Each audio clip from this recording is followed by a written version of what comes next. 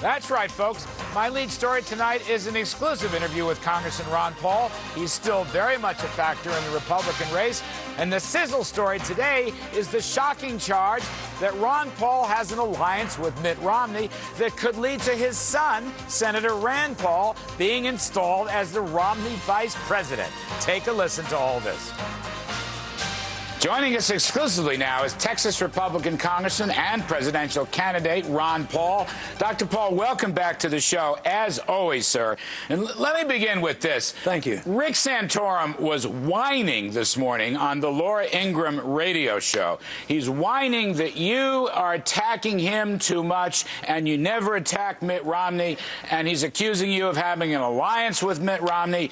What's your reaction? I thought this would be a great spot for you to respond to this Santorum business. Well, if anybody would check the record very carefully, you know, I've had Mitt in the ads as well earlier on, and call him a flip-flop and all these things. But I think it's partially strategy. You know, if I have to compete against Mitt Romney, I have to take away the votes from the other people who are competing with me. So it's a bit of strategy, but it's also he's topping the polls right now, and I'm very honest about his voting record. You know, it wasn't like I think I make it up, and I try very hard to stick to the voting record when I criticize, but he really wasn't a real good conservative, you know, when he was in the Senate. No, that's the thing. You called him a fake during the debate, and I wondered if you'd expand on that thought. Well, it was whether or not I would defend it, because that's in our ad, because he pretends he's the most conservative and he's the conservative alternative to Romney. But philosophically, I don't see a whole lot of difference. But Rick has gotten himself into more trouble because he was the whip.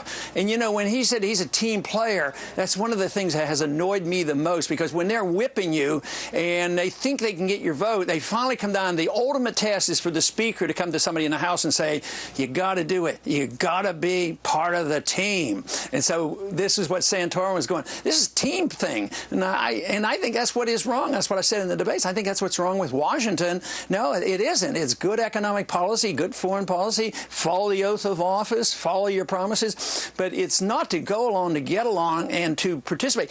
I don't know if you've recognized over the years, when we have a Republican president, the Republican Congress sort of wimps out. The Republican Congress, right now, the Republicans in the Congress vote.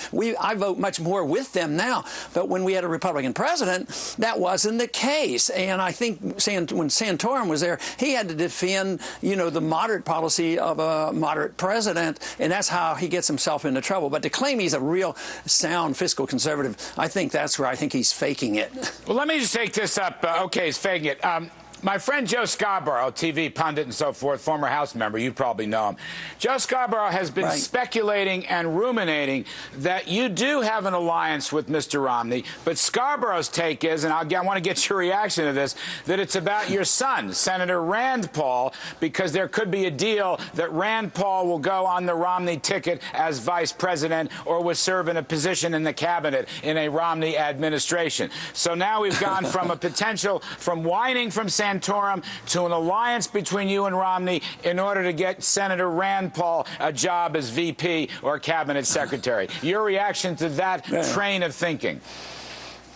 Well, I don't think my son needs my help to get him a job. Besides, I think that's a distraction from Rick's performance, because he knows now that he was knocked down a few points, and therefore he has to distract from that and say it's some sinister or some type of alliance, and the media likes that kind of stuff. But the truth is, Rand and I have never had a talk along those lines. You know what the political strategy is, because there really isn't any. There are times when different candidates align themselves in different ways depending on what states. But I have to admit, it's been easier to talk. My staff has an easier time talking to Mitt Romney, and of course I've known him for a long time, and you know, at least we're respectful to each other, which is somewhat a little bit different than what happens with the other candidates. But you can say there is no clear alliance between you and Mr. Romney. Absolutely not, because it would be foolish on his part. And I think I did hear something this morning. They were interviewing Governor Pawlenty, and they were saying, yeah, there's some conspiracy and there's a backroom deal. And I thought Pawlenty, cleared it up pretty well. He says, if you think Ron Paul's going to do a backroom deal, you've got another thought coming, something along those lines. All right, we'll leave it all there. I just want you to be clear and go on the record on that. Let me ask you, I want to talk taxes. You and I often talk about the Fed and money and so forth, but I thought we'd talk taxes this evening. Romney has come out with this 20% across-the-board tax cut. I wondered what you thought about it. And I wondered especially, sir, specifically, what does your tax reform plan look like? Well, my ultimate goal would, of course, be get rid of the income tax and get rid of the corporate tax. But, that's a ways off, because you have to change the role of government. You have to change the attitude that we police the world and we have an entitlement system. But, when I look at a bill or a proposal like that, if I have to accept it or reject it up or down, anything that lowers taxes, I'm for. In any way whatsoever, I'm going to lower taxes. But I'm always willing to cut the spending as well. But have you set any targets on the way to getting rid of the income tax, a goal devoutly to be desired? But on the meantime, Romney now has a top rate of 28%. Santorum has a top rate of 28%. Gingrich has a flat tax option with 15%. Have you ever pinpointed any of those specifics?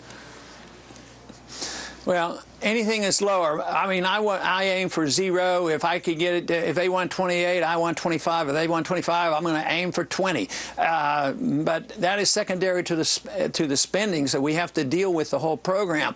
But no, I think what was in my proposal was a corporate tax of 15. But it doesn't give us the answer. It's this whole attitude that we have to collect all these revenues, and if you don't collect the revenues, you have the debt. And so that's why we have to address the spending and the deficit. But let me just dwell for a moment on the dollar.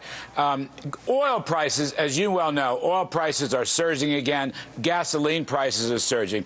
A lot of people are blaming it on potential crisis with Iran. Some people are blaming because we don't drill enough. I just want to ask you, from your perspective, your Austrian free market view and your sound money view, is it possible that the chronic rise in the price of oil is because of the chronic devaluation or weakness or lack of confidence in the dollar? Is the dollar the key to the oil price, or is there other external factors? No, I think the dollar is the key, but there's the other factors too. The Iranian crisis, the potential that the war is going to start there. So I always look to the oil price as maybe some serious talk behind the scenes that they're actually getting ready to do something, which scares the living daylights out of me. Let me just ask you quickly. You mentioned that you're scared to death about what Iran might do, and there could be a war in the Middle East. You are known for your non-interventionist foreign policy.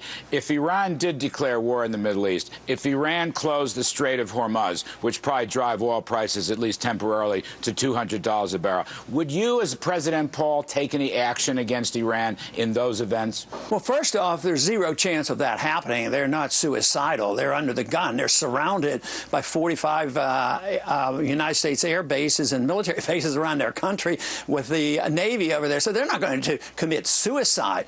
But the only time, and they're not threatening to close down the Straits of Hormuz unless they're attacked. They're trying to say, look, you better be careful. We might retaliate, and we might try. But I don't even think they will then, too, because they're going to lose as much as we would lose, because they have to export their oil as well. But the foolishness of this is driving the Iranians into the arms of the Chinese. And first we have, a new government in Iraq, and it's not all that friendly. It's breaking down. And we've driven Iraq into the arms of the Iranians, and the Iranians into the arms of the Chinese. The Chinese are making a lot of money from us, and what are they doing? They're investing around the world. They're investing in oil and energy in Iran and in Africa and the different places. Right. So I think our policy is just foolhardy. All right. I'm going to leave it there. Congressman Ron Paul, as always, sir, we enjoy interviewing you. All the best on the campaign trail. Thank you, Larry.